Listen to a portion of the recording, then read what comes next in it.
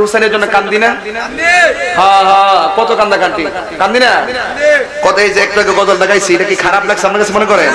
এটা পুরা কারবালার পুরা চেতনাটা এটার ভিতরে রয়েছে লুকায়িত। এই নীল হুড়ু কেউ বাবা আবু আজকে বড় বড় লোক টুইটা জায়গা বুঝলাম না, ফুলামান সব ঠিক আছে, আমার ফুলামান ঠিক করি তোরা বড় থাকলে চলবে না, অসুবিধা নাই। আল্লাহ কবুল করুক, আমিন কন। আপনারা কি কষ্ট পান আমার কথায়? রাগ নিয়েন না, কিছু হক কথা তো বাজান কইতেইব, কথা কোন ঠিক কিনা? হক কথা না কইলে চলবো, চলতো না। এই জন্য যুবক ভাইরা, আব্বাস রাদিয়াল্লাহু তাআলা আনহু যখন আকা কইয়া ডাকটা দিছে, ইমাম হুসাইনের কি সাধারণ কান নাকি বেলায়েতের কান? বেলায়েতের কান। এই কথাটা কই ইসলাম। গভীর মনোযোগ, একদম চুপ থাকবেন, হৃদয় বিদারক ঘটনা। ঘুম আসলেও চোখে ডাক দিয়া বলবেন আজকে ঘুমাবি না। বাড়ি থেকে ফোন করলে বলবেন দরজা লাগায়া ঘুমায়া তাহ।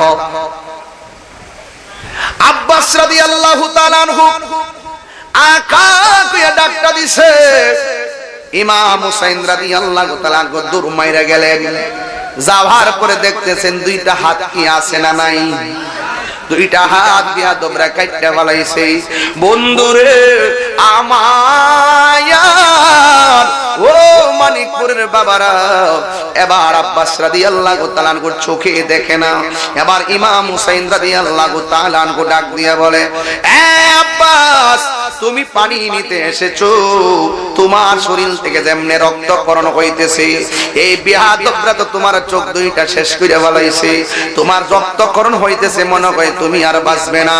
ডাক দিয়া বলে, তোমার কোনো ওসিয়ত আসেনি? আব্বাস রাদিয়াল্লাহু তাআলা আনহু বলেন, আমার একটা কথা হলো, আমি যদি এখানে রক্ত শূন্যতায় মারা যাই, আমার লাশটা সখিনার কাছে দেখাইবেন না। কেন? আমি সখিনার কাছে ওয়াদা কইরাইছি আমি পানি নিয়ে যাবো, আমি পানি নিতে পারি নাই, আমি মনের আশা পূরণ করতে পারি নাই, আমার লাশটা সখিনার সামনে নিয়ে না। এবার ডাক দিয়া কই, ঠিক আছে, তোমার আর কোনো কথা আসেনি? কই, আমার আর একটা কথা আছে। আমার মা আমারে বলছে, আমি যেই দিন আমার মা থেকে জন্মগ্রহণ করেছি, আমি নাকি সর্বপ্রথম আপনি হুসাইনের কোলে উঠেছি। আবার আমার আম্মা আমাকে বলেছেন, আমি নাকি সর্বপ্রথম আপনার চেহারা দেখেছি। আমার কিচ্ছু চাওয়ার নাই। আমি সেই দিন মায়ের কাছ থেকে শুই না আল্লাহরে বলছিলাম, ও আমার আল্লাহ, ও আল্লাহ গো, আমি আমার জন্মের পরে হুসাইনের চেহারা দেখেছি, আমার মরণকালে যদি হুসাইনের চেহারা দেখে মরতে পারি আমার কোনো দুঃখ নাই।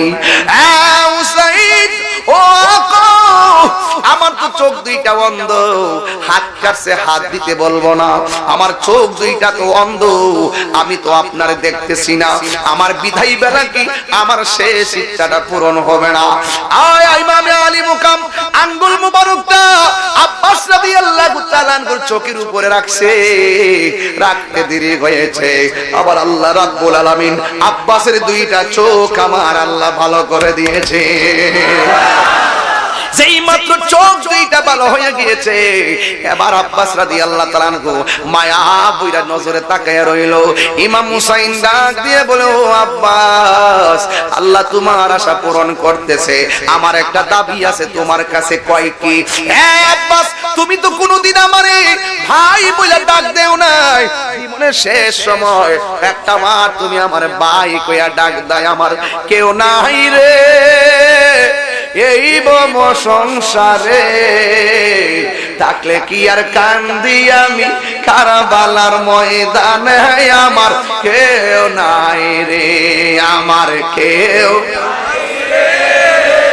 এই বম সংসারে, থাকলে কি আর কান্দি আমি কারবালার ময়দানে, আমার কেউ নাই রে। জোরে কোন আল্লাহু আকবার। এ যুবক, আব্বাস দুনিয়ার দিকে চলে গেল।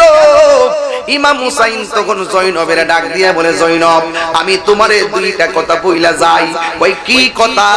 আমি যদি দুনিয়া থেকে বিদায় হইয়া যাই, আমার সখিনারে তুমি দেখে রাখো, আর জয়নালেরে তুমি দেখে রাখো। জোরে কি সুবহানাল্লাহ বলা যাবে না?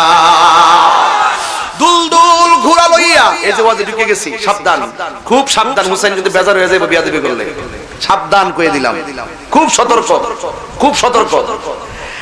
জয়নব থেকে বিদায় নিয়ে শহর বানু থেকে বিদায় লইয়া হুসাইন রাদিয়াল্লাহু তাআলা যুদ্ধের ময়দানে চলে গেল। ইমাম আলী মুকাম যুদ্ধ করতেছে, ঘোড়ার উপরে তিনি দাঁড়ায়া যুদ্ধ করতেছে। চোখের ভিতরে আপনজনের রক্তের নিদর্শন, আর পেটের ভিতরে কোনো পানি নাই। গায়ের মধ্যে 33টা বলল মার, 34টা তলোয়ার, 70টা আঘাত গায়ের মধ্যে লাইগা, এমন ভাবে তার গায়ের মধ্যে আঘাত আর আঘাত। ঘোড়া থেকে হুসাইন নিচে পড়ে গেছে। একটা বিয়াদব আইসা হুসাইনের বুকের মধ্যে তলোয়ার লইয়া বৈশা গেছে। এই আমার বাবারা, কি দিয়া আমি বুঝাইতাম রে বাবা। হুসাইন রাদিয়াল্লাহু তাআলা আনহুর বুকের মধ্যে তারা চাইপা বৈশা গেছে। হুসাইন রাদিয়াল্লাহু তাআলা আনহু ডাক দিয়া বলে, এ পাপিষ্ট মুনাফিকের দল, আমার বুকের মধ্যে তোরা বস না। আমার এই বুকটা 1000 বার আমার নানার সিনা মুবারকের মাঝে লেগেছে। হজ করছেন কেডা? হজ হজ আপনি করছেন? এসব আমি করছি। উমরা গেছে, আপনি গেছেন? কাবাগরের কোনায় পাথর আসেনি? কতক্ষণ আসেনি? এই পাথর আমরা সুমা দেইনি। ইমাম হুসাইন বলতেছেন, এই ঠান্ডা থাকবে না, গরম হয়ে যেতে। ইমাম হযরতে ওমর রাদিয়াল্লাহু তাআলা বলতেছেন, এ পাথর, তুমি কেবল একটা পাথর, তোমার মধ্যে যদি নবী চুমা না দিত তাইলে আমি জীবনও তোমার চুমা দিতাম না। তোমার মাঝে নবী চুমা দিয়েছে তাই আমি চুমা দেই। তোমার মাঝে নবী যদি চুমা না দিত আমি কোনোদিন চুমা দিতাম না। আমি একটু আপনার কাছে জানতাম চাই, আমি একটু মানিকপুরবাসীর কাছে জানতে চাই। বারবারিতে চিল্লান তাহিরি, চিল্লাই আওয়াজ করে কেন? ঠান্ডা থাকি কেমনে মিয়া? একবার নবী পাথরে চুমা দিছে, উমর কয় আমি চুমা দিছি এই জন্য, কিয়ামত পর্যন্ত হাজিরা সেখানে চুমা দিবে। রাসূল চুমা দিয়েছে সেই জন্য। যদি রাসূল চুমা না দিত তাহলে হাজিরা সেখানে চুমা দিত না। রাসূল চুমা দিয়েছে, আমরা চুমা দিচ্ছি। আমি এই মানিকপুরবাসীর কাছে প্রশ্ন করতে চাই, একবার খানে কামার পাথরের ভিতরে চুমা দেওয়ার কারণে কিয়ামত পর্যন্ত লক্ষ লক্ষ কোটি কোটি হাজি সেখানে চুমা দিবে। আমি জানতে চাই ইমানি হুসাইনের গলায় একবার নয়, দুইবার নয়, অসংখ্যবার আমার নবী চুমা দিয়েছিল। সেই জায়গায় ওই মুনাফিকের গোষ্ঠী তোরা চুরি ছড়াইলি কেমনে? জবাব দিতে হবে, জবাব।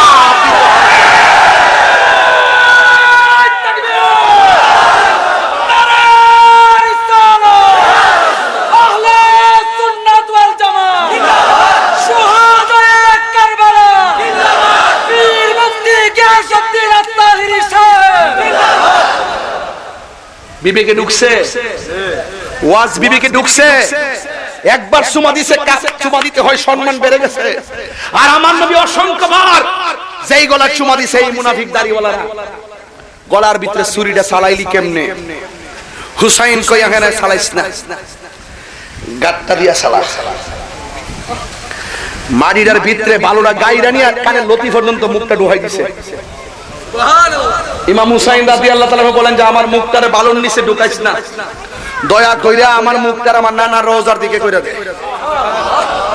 ছুরি চালা, আমি তো রাজি। আল্লাহ যেখানে রাজি, আমি কুরবানি হই, রাসূল যেখানে রাজি, আমি তো রাজি। হ্যাঁ, যেই মাত্র গলায় ছুরিটা চালাইব, চোখের মধ্যে একটা চেহারা বাইসা উঠছে।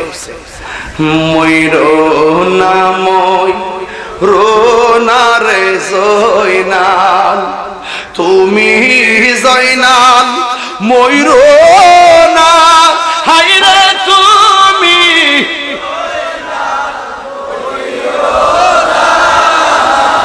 তুমি জয়নাল মারার গেলে নবীর বংশ থাকবে না।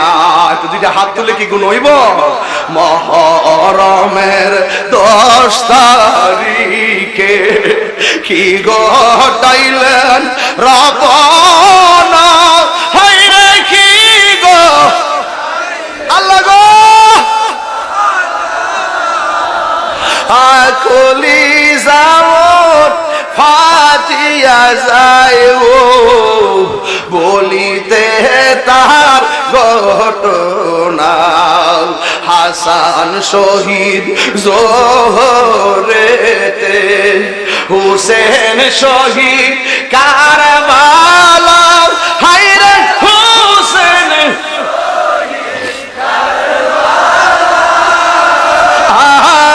জয়নালাদিন বন্দির হইল এজিদের জেলখানা। মুহররমের 10 তারিখে কি ঘটাইলেন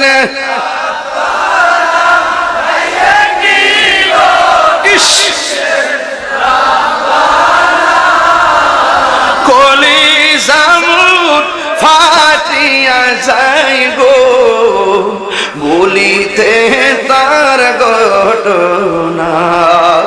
যাওরে দুলদুল কয়রে খবর আমার মাইজে নে মর, হায়রে মাইজে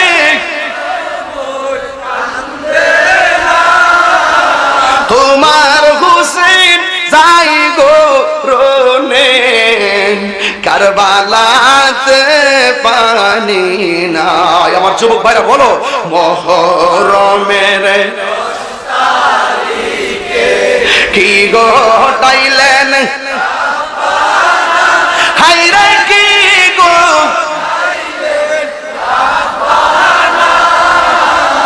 কলিজা মোর গো বলিতে তার ঘটনা। কলিজা ফাটিয়া যাই গো বলিতে তার ঘটনা। একটা জবানও বন্ধ রাখবেন না। উম্মে সালমা বলেন, উম্মে সালমা বলেন, আমি স্বপ্নে দেখলাম আমার নবী আমার নবী আইসা আমার সামনে দাঁড়ায় রয়েছে। আমি দেখলাম নবীর দাড়ি মুবারকে বালু মুবারক, চুল মুবারকে বালু মুবারক। এমন ভাবে আমার নবীজি আয়েশা উম্মে সালমার ঘরে হাজির হয়ে গেছে। আমার নবী ডাক দিয়ে কই, ও উম্মে সালমা গো, ও উম্মে সালমা, তুমি তোমার কাছে একটা বোতল দিয়া গেছিলাম, বোতলের ভিতরে কিছু মাটি দিয়া গেছিলাম, এখন দেখো না মাটির ভিতর মাটিটা এখন কেমন আছে। উম্মে সালমা বলে, নবী গো, ও মায়ার নবীজি, মাটির খবর নেব পরে, এখন বলেন না দাড়ি মুবারকে কেন বালু দেখা যায়, মাথার চুল মুবারকে কেন বালু দেখা যায়? নবী আগে ব্যাখ্যা বলে দেন। এবার উম্মে সালমাকে নবী বলে, হে উম্মে সালমা, আমার হুসাইনকে যখন কারবালার জমিনে মাটিতে শুয়ায়া দিয়েছে, গলার ভিতরে যখন ছুরিটা চালায়া দিছে গো, আর আমার হুসাইন যখন কারবালার জমিন থেকে আমাকে নানা গো কয়া ডাকটা যেই মাত্র মাইরা দিছে গো, আমি আর মদিনায় থাকতে পারি নাই।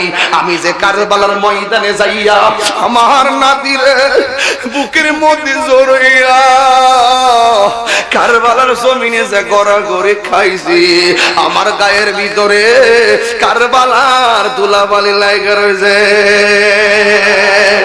এ মানিকপুরের বন্ধু, ও মানিকপুরের বন্ধু, হুসাইনে নানা গো কইয়া ডাকটা মারছে, নবী কারবালা আয়েশা বুকে তুইলা নিছে। আমি তো মনে করি আজকে মানিকপুরে যদি ইয়া হুসাইন কইলা চোখের পানি ফালাইতে পারো, আমার নবীজি ওই তোমার মানিকপুরের ভাঙ্গা করে আয়েশা তোমাকে বুকে জড়াইবার ক্ষমতা আছে না? না, হাত তুলে বলো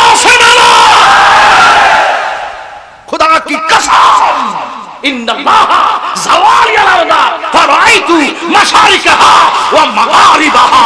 রাসূল বলছেন পূর্ব পশ্চিম আমার কাছে এমন ছোট করে দিয়েছেন আমি হাতের তালুর মধ্যে সব দেখতে পারি।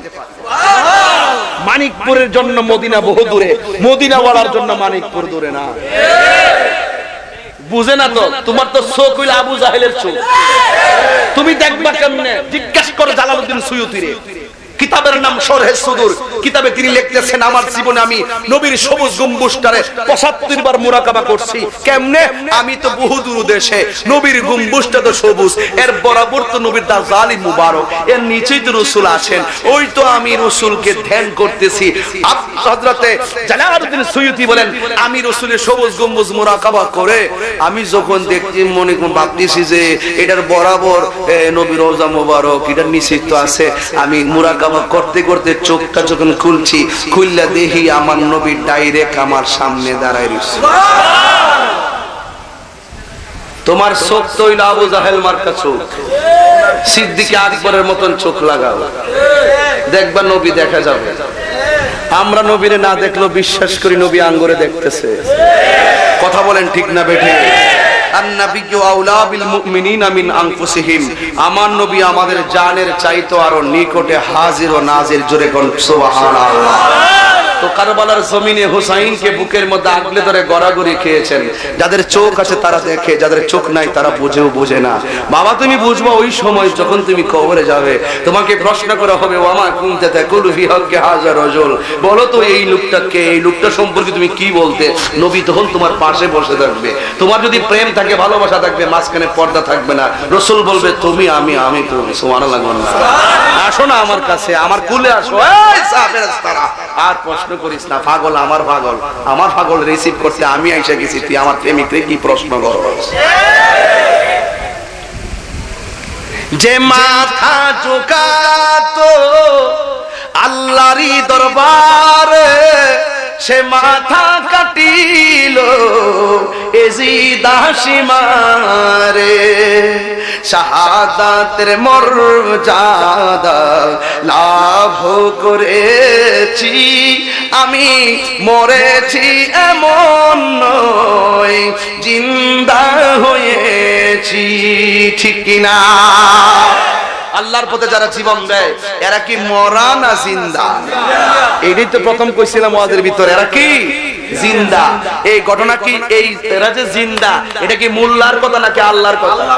আমরা কি আল্লাহর কথা মানবো না মোল্লার কথা মানবো? বুঝলে বুঝ, না বুঝলে ও বুঝ। এই কথা বললেই তাহিরি ভালো না। তাহিরি যখন ওয়াজ করে মনে হয় যেন চিৎকার দিয়ে মরে যায়, যেন ইতিহাস হয়ে থাকে নবীর স্লোগান দিয়ে তাহিরি মারা গেছে।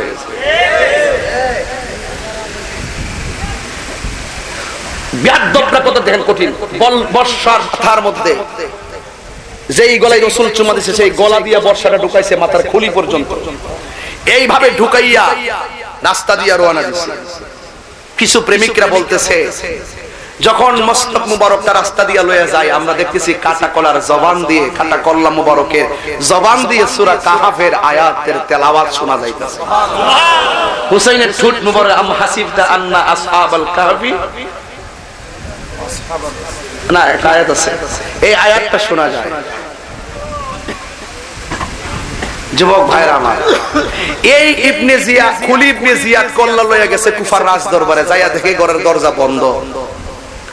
এখন রাতের বেলা বাড়ির মধ্যে কল্লা ডাইন না বউর কাছে দরজার মধ্যে রাখিয়া বউরে যাইয়া কয়, ও নোয়ার, নোয়ার কয় এত রাতে কইতে গাইছো? তোমার লেগে এমন একটা পুরস্কার আনছি, এটা যদি আমরা বিক্রি করতে পারি, এটার পুরস্কার দিয়ে সারা জীবন চলতে পারবো, অভাব হবে না। নোয়ার ডাক দেখে কি আনছো? হুসাইনের কল্লা কেটে নিয়ে এসেছি। নাউজুবিল্লাহ গন্না। তখন নোয়ার ডাক দিয়ে কে পাপিষ্ট স্বামী, স্বামীর জন্য, স্ত্রীর জন্য স্বামী স্বর্ণ আনে, গয়না আনে, মনে মুক্তা আনে, আর তুমি নবীর আউলাদের গলা কেটে নিয়ে এসেছো, তাইলে তুমিও শূন্য যাও, তোমার সঙ্গে আমার সংসার করা হারাম। বিচার ঠিক আছে নি? বিচার ঠিক আছে নি? স্যার ঠিক আছে নি কত তোমারে তোমার লগে আমি সংসার করব না। ঘরের দরজায় গেছে, যাইয়া দেখে ঘরের দরজার মধ্যে ছোট্ট একটা পাত্রের মধ্যে এই কল্লা মুবারকটা রাখছে। নওয়ার নবী নবীর আওলাদের কল্লা মুবারকটা সম্মান করে উপরে রাখছেন। নওয়ার বলতেছে আমি গেলাম রাতের বেলা শেষ রাতে কল্লা মুবারক দেখার জন্য, খোদা কি কসম আমি গিয়ে দেখি হুসাইনের কল্লা মুবারক থেকে নূরের বাতি বেরিয়েছে। শুধু নূরের বাতি না, আমি দেখতেছি গাছের বেলা তো গাছের ডালে ডালে পাখি ঘুমায়, আর আমি দেখতেছি এমন কিছু পাখি আসছে যে পাখিগুলো গাছের ডালের পাখি না, আসমানি পাখি, মনে হয় জান্নাত থেকে এসেছে। পাখির রং গুলো হলো সাদা। আমি দেখতেছি হুসাইনের কল্লা মোবারকের চতুর্পাশে ঘুরে ঘুরে তাওয়াফ করতেছে। নওয়ার বলতেছে আমি দেখলাম এই কল্লা মোবারক থেকে আলোটা কিছুক্ষণ আমার ঘরে ছিল, এরপরে একটু বাড়ছে, আস্তে আস্তে দেখলাম আসমান পর্যন্ত আলোকিত হয়ে গেছে। এখন খুলি ইবনে জিয়াদ কই এই অবস্থা যদি ওইটাই হে, বউ তো আমার শেখা দিছে সকালবেলা এমন আছে আমার মাইর লইতারে, তাড়াতাড়ি এই কল্লা লইয়া চলে গেছে কুফার রাজ দরবার ইবনে জিয়াদের কাছে।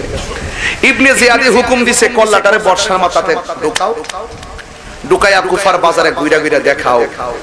আর নবীর যে মহিলাটি আছে মহিলাগুলারে পুরুষের সামনে আইনা রাস্তায় ঘুরাইবা, নাউজুবিল্লাহ জোরে গান।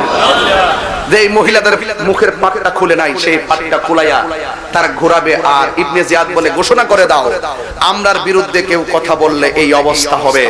এ কুফাবাসী দেখছো নবীর আওলাদের আমাদের বিরুদ্ধে কথা বলে কি পরিণতি হয়েছে, তোমাদেরও এই সেই পরিণতি হবে। এই ঘোষণা দিয়া দিয়া বর্ষার মাথায় কল্লা নিয়া ঘুরাইতেছে। আর জৈনবের সখিনার দুপাট্টা খুললা ঘুরায়। আর কিছু কিছু মহিলা পুরুষ ওই ছাদের উপর থেকে দেখা দেখা কাঁদতেছে, হায় রে কি একটা অবস্থা, এটা কি ঠিক হইলো? চোখের পানি ফালায়া ফালায়া কাঁদতেছে। নবীর আওলাদের এই অবস্থা করতেছে।